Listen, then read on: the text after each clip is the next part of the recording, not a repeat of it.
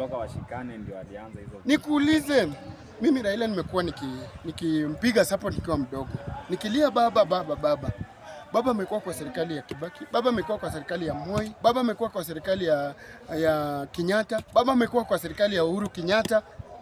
How tell me that William Samuel Ruto, ikifika time ya William Samuel Ruto, baba anakufa?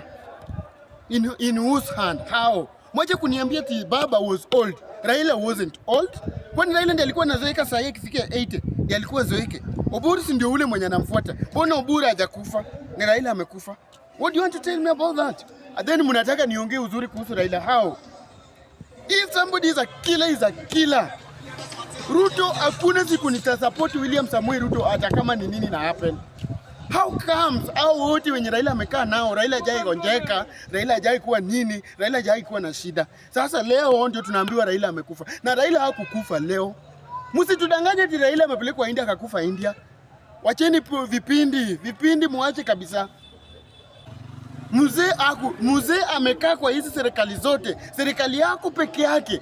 Wewe umekaa in the next 3 years. Lakini ni wangapi umezika? Umezika Ogola, Albert Ojwang amezikwa, Kariuki amezikwa, maminister wako kwa shimo,